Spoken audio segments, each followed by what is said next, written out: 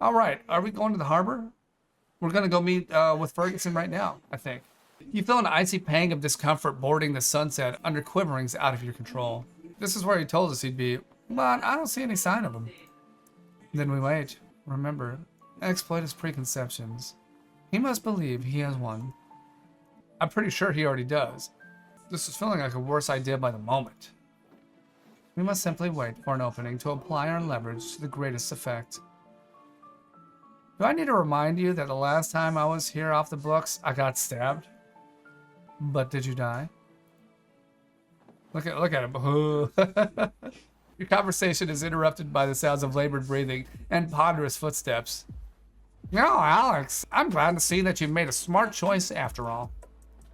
I'm here. That doesn't mean I've decided a damn thing. I'm not worried about that. Everyone chooses the carrot in the end. Yeah, well, some choices are bigger than us. Chuckling, Ferguson pats his fat belly contentedly. Bigger than you, maybe. The seafood buffet at the casino just got its wagon painted. So, this must be the incredibly lucky Amanda Cohen. Uncharacteristically, Amanda remains silent, and Ferguson's expression turns to suspicious. Alright, he doesn't believe it now. He's starting... Amanda? Her blank expression leaves you legitimately confused as to whether this is part of her plan or not. I know what she's doing. What's wrong with her? I don't know. She was just fine a minute ago. Disappointing, but hardly surprising. If it seems too good to be true, it always is. I don't know what to tell you. She didn't even look like that before her treatment. I knew any polygene quantum leaps were a long shot. Luckily, Prizer can be turned around. I'm not worried about any of that right now, asshole. I'm worried about her. She was just fine until you showed up smelling like someone's microwave leftover fish. The pudgy man gives Amanda a lecherous look that sets your blood boiling. You need to relax, Alex.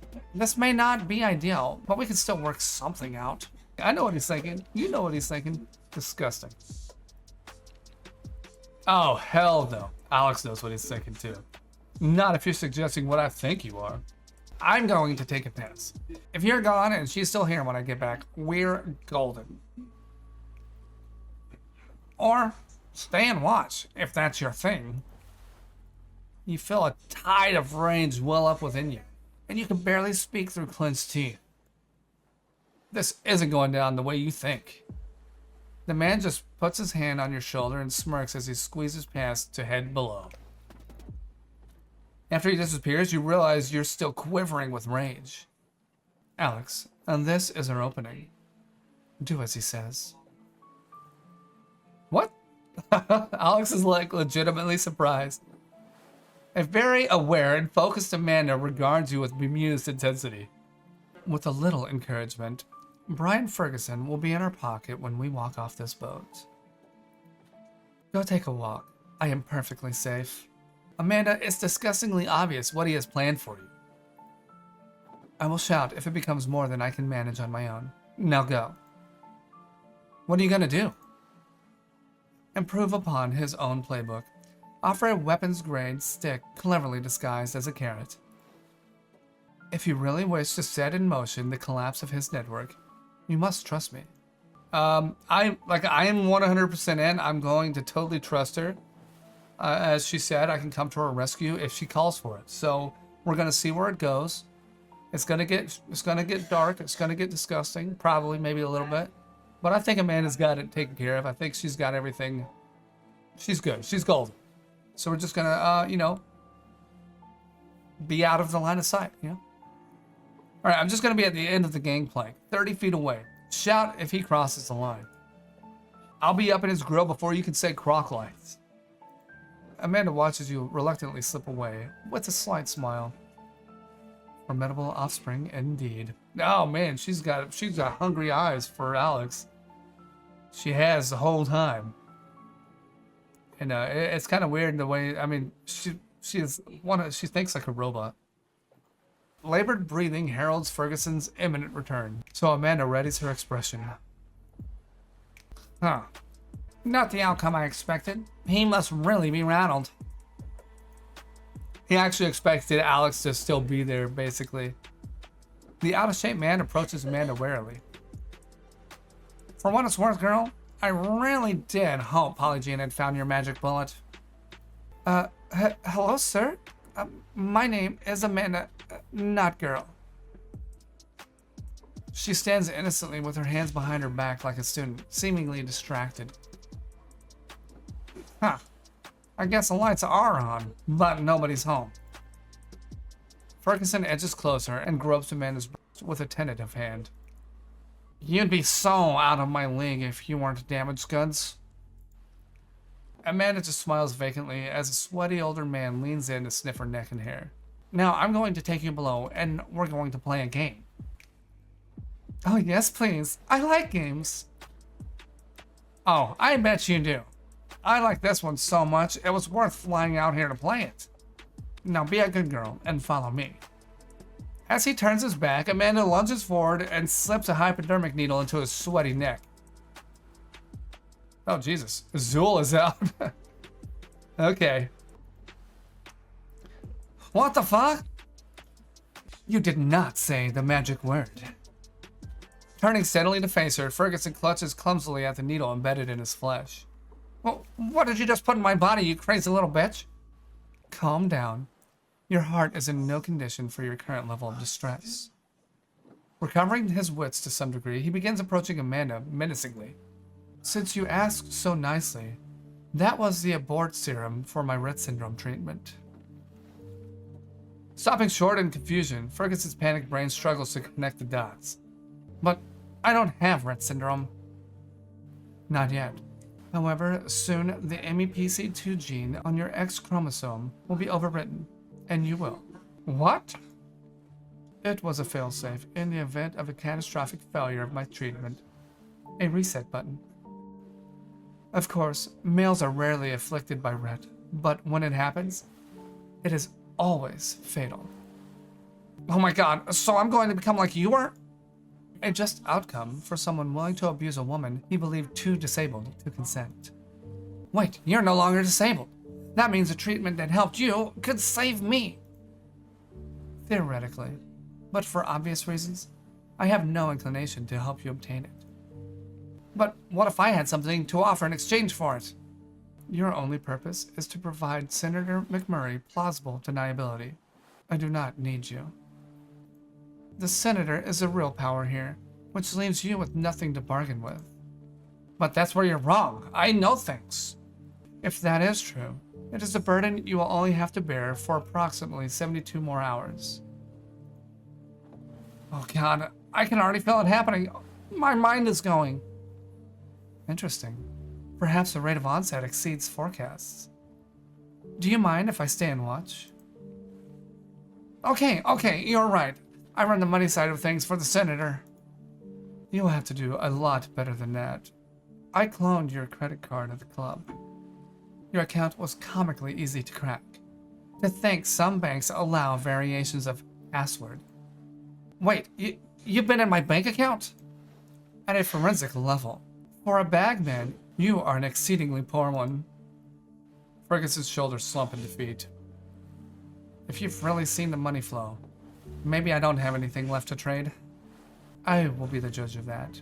Is McMurray behind the lawsuit against Polyjean? No, but she's got so much capital tied up in Prizer, she called in a favor with Judge Bear.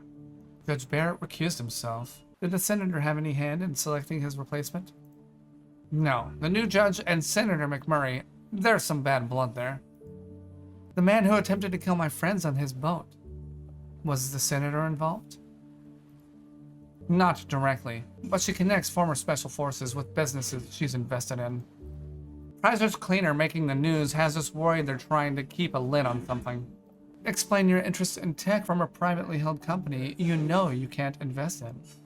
Getting seed research into the hands of competitors we can invest in, for starters.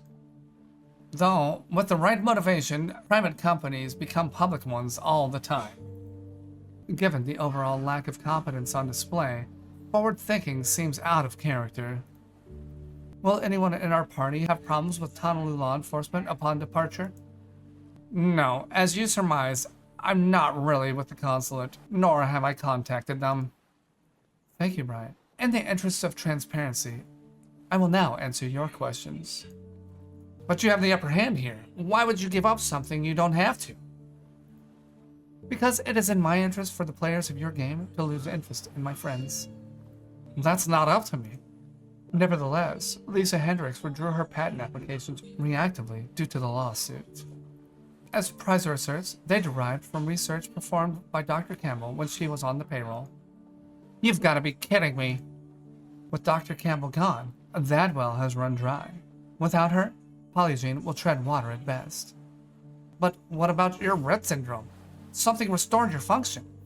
Once again, research pulled back due to fears the IP theft would be exposed in a lawsuit. That would explain Roger resorting to a cleaner. But how could you know any of this? You're just a convenient test dummy turned house guest. I have no duties, possess an eidetic memory, am considered harmless, and listen to everything. Well, even if true, none of it matters now. I'm going to be an eggplant in a few days. Amanda collects a syringe from where it had fallen on the deck. Perhaps that fate can still be avoided. Contact me through Worthwin's office when you land. You watch apprehensively as Amanda approaches, visibly pleased with herself. Oh shit, I know that look. What happened? Senator McMurray and her lapdog have been neutered. The seed has been planted. Amanda holds up a used syringe. He tried to take advantage of me, but became quite cooperative after taking his medication. Oh, Jesus Christ, you dosed him. What is that thing? Somewhat less than 10 cc's of saline borrowed from your hospital room. Then how? You know what? Never mind. I don't even want to know. Thank you for trusting me. George will be relieved to learn that we may depart without incident. Pub the next day. Let's see what's going on here. Oh, this is back at the bar we started at in Chapter 1, or the prequel. It was just another brutal trading day on Wall Street as inflationary pressures battered all indexes. One bright spot on an otherwise dismal NASDAQ closing bell was Prizer Pharmaceuticals. The company has been struggling with declining market share and a rumored innovation deficit. Investors read the tea leaves this morning and decided the stock was undervalued. In the greatest one-day bull run ever, Prizer nearly doubled from $63.75 to $101 per share. Huh. What's unusual about this sudden movement is that the other blue chips trended downward. Speculation abounds on what is fueling what some are calling this stock's reckless rise. Oh, what? Hold on, what's going on? Oh, shit. Are we at the end of Chapter 8? Dang, for some reason I thought it was longer than that. Okie dokie. Well, that is it. Ladies and gentlemen, thank you so much for hanging out with me during this episode. It's going to be a long one, and you know what? We're going to have to kind of wait around and see what happens in Chapter 9 when it comes out. But anyways, we'll take a look at this character summary. I mean, Jay is up there. Lots of trust, not as much trust, but she believes in me body and soul, which is good, and she's completely in love. As she should be. Now, what about Mallory? She trusts me with her life. That is good, and we're friends, which is where we wanted to be. However, given the opportunity to do another playthrough, I'd like to see the Mallory side of things. Or could there be another love interest? Are the only two love interests Mallory or Jay? Which is kind of weird because while we understand right now that Jay is not related at all, Mallory is in a way through genetic testing and cloning and stuff. You know, the science fiction aspect of the game. But anyway, we will make a save. We'll make a save right here as it recommended. And then we're going to continue and see what else happens. Let's see. Let's do a little... Oh, wait. Thank you for playing Chapter 8. In case you forgot to make a manual save, your game was auto-saved on page 99, slot 9. Thank you. Thank you for that. I appreciate it. Oh, the story ends here for you now. We hope you join us for Chapter 9. Don't forget to stick around for the post-credit scenes. Aha! That's what we're looking for. Oh. After the credits, of course. Post credits were at Boston, or Logan International Airport in Boston. We are back home where we started from. Since you and Amanda only had carry-ons, you leave the others at baggage claim. Haha! Losers. Wow, I forgot what humidity below 300% feels like. This is f***ing heaven. Boston is populated almost exclusively with massholes. It is demonstratedly not heaven. Massholes? Is that what they call them? Like assholes in Massachusetts? Is massholes? It could be worse. That is true. It could be Baltimore. Second Baltimore joke. No one says anything good about Baltimore. That's the funny thing. Even people from Baltimore, they're proud of Baltimore, but they're not going to say anything good about it. This may be the most normal conversation we've ever had. That is perhaps due to the fact that I'm terrified and freaking out right now. You? Terrified? Of what? Of facing Mother. She has only ever known me as I was. And now I'm different. I suspect you're underestimating a mother's love. Oh, here's Mom. Amanda! Is she like scoldingly calling her? Or is she excited like, oh my God, is that Amanda? Amanda! I would like to return to the aircraft now, please. Glancing at the source of the voice, you see a mature woman glazing. Why am I saying glazing? It's not a donut. You see a mature woman gazing plaintively at Amanda. That's the best I can do. I can't get that sentence out. Oh my God, is that you, my Amanda? Rushing forward, the woman pulls her daughter into a hug. Thank God. Do you have any idea how worried I've been? My darling daughter. You remain respectfully silent as a stiff initial hug gives way to unabashed sobs of relief and joy. I missed you, Mama. I am so sorry I worried you. But what about your meds? Who's been taking care of you? Extricating herself and beaming proudly, Amanda gives her mother a chance to take in her new reality. I do not need medication anymore, Mama. Something amazing has happened. I could see that, but how is it possible? There is no cure. Amanda's mother looks at you incredulously, as if she'll find answers in your bemused expression. Mallory learned about a prototype treatment for Rhett. I had nothing to lose, so I took a risk. For a moment, you think Amanda's mother is going to lash out, but ultimately, she just sighs. I'm feeling so many things all at once. I'm just overwhelmed. Amanda, who is your friend? Alex is more than a friend. He has helped me to bridge the gap between who I was and who I am. He also possesses many attributes which trigger reproductive urges I find difficult to control. Yes, I suppose he's not hard on the eyes. But maybe tap the brakes on motherhood for now. Alice Campbell, Mrs. Cohen, it's a pleasure. Your daughter really is something special. Oh, it's just Leah. But I can't thank you enough for bringing my Amanda home safely. The doctor who performed her treatment will contact you tomorrow to answer any questions. But I think you'll find Amanda is perfectly capable of explaining everything on her own. Well, Peanut, maybe you can tell me all about it over shaved ice. How does that sound? Simultaneously delicious and patronizing. And also, yes. I will text you tomorrow, Alex. Do not worry about Mother. I will leave a good review.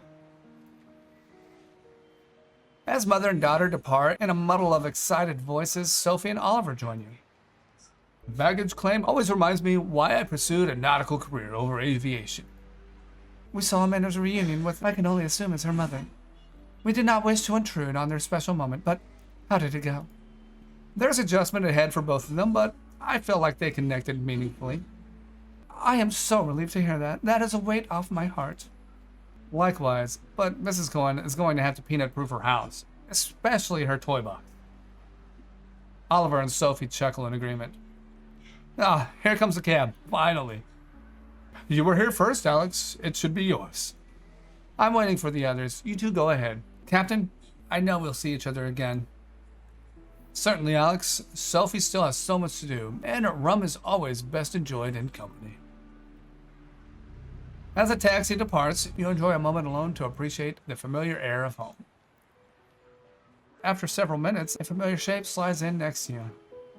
So, ready to see our childhood home again? I'm working myself up to it. Oh my god, Jay. Dare Bear! The two women hug enthusiastically as if they hadn't seen each other in years. You tune them out as they chatter excitedly a short distance away, pondering your options. I haven't set foot in that house since graduation night. So many memories to unpack. I hope it still feels warm and welcoming after everything that's happened. Tara and Jay depart, gossiping animatedly as best friends do. Tara must have brought her own car. I guess the next cab's mine. Just as the taxi appears in the distance, George and Lisa arrive, intent on their discussion. The flash drive contains a lot of documents we didn't receive in discovery. They have to be vetted, of course, but this starts us off on very strong footing. Fantastic. You know, if I'm still CEO when this is all over, I'm officially moving headquarters to Honolulu. Indeed. I will miss the freedom and flexibility to work naked in my personal office. I don't think Lisa wanted to know that. Perfect timing for the next cab. Take it, please, I insist. Thank you, son, and welcome home. We'll talk more tomorrow, I'm sure. Help me. You watch the next cab speed off with mild amusement. What a ride. It feels like I can finally see the light at the end of the tunnel. Suddenly, Tara's car roars up to the curb and screeches to a halt. As the window rolls down, you note the passenger seat is empty. I thought you guys left already. And listen to your sister whine about being somewhere else all night? I'm not that one. Get in, loser. We're going to Sizzler. That sounds so f***ing gross right now. What are you waiting for? It's time to turn the night up to 11. Oh my god. It's happening. Hold up, Womb Raider. Just because we've all each other doesn't make that a proposition. Jesus. Jay? Too soon. It will always be too soon. She's still not used to the fact that Jay and Alex have, you know, they've done the deed. So you're telling me there's a chance. Or there's a chance? Oh, Polygene headquarters. This is 2 weeks ago, so this is before they got home. What's going on here? And it's quitting time. Thank God. Want to grab a drink? There's a great brewery around the corner. You know my boyfriend wouldn't appreciate that, Mark. Can you blame a guy for trying? After the 35th attempt, yes. Yes, I can. Oh shit, this last package is sea-level critical. Looks like Dr. Allard needs some samples sequenced yesterday. Fuck my life. If she's in such a hurry, why not do it herself at the Paradise Lab? Sequencer's down, apparently. Sucks to be you. Ah, alright. So what fresh hell did she send us this time? This one is a post-treatment sequence for the rep patient's human trial. Jesus Christ, how do you even read her handwriting? That's very elegant cursive, you zoomer f***tard. You just hate us cause you ain't us. Who's the other Huckleberry? One Jay Campbell. No idea what the story is there. Well, Jay Campbell has an existing record in the system. Guess we'll start with her. You know, on second thought, a beard does sound pretty good. Yes, I knew I'd wear you down. Calm your tits, and be careful with those. Did you even load the right sample? Even Zoomer f***tards can tell that's a C for Campbell. Wait, didn't they both start with C? You know, if we leave now, we can still hit happy hour. Alright, just one beer. But please keep this on the DL. Relax, you know what a discreet guy I am. I just need to grab my coat. Alright, the gene sequencer is starting up. So, that kind of sucks. That leaves us not... I feel like we started to wrap things up and get closure on things, and then that whole last part just blew the lid open for speculation, interpretation, and more story. I don't know what that could mean, because they're being tested for different things from what I understand. So I don't know what that could mean honestly, but I think what the direction we're going is maybe there's still a chance that Jay and Alex are related. I don't know. And I don't know what that means for Amanda either. We'll just have to find out. We'll just have to find out. That's all there is to it. So I guess hopefully maybe we'll find out in chapter 9. We'll unravel some more mysteries that have been placed before us. Thanks a lot. Thanks a lot for that. If you guys enjoyed this episode, please let me know by leaving comments. What do you think so far? This was the end of chapter 8 and the end of the game until more comes out. We gotta wait. We gotta wait some time. We gotta wait a little while. Anyway, that's it. That's all I got for you. Make sure you guys smack that like button on the way out and subscribe to the channel if you haven't done so already. I know you want to. Go ahead. Go ahead and do it. All right, you guys take it easy. I'll see you next time. Bye-bye. That's like anime. Yes, I do. Hentai too. I have an idea. Get naked. What did you say? If it works, it works. On my wiener.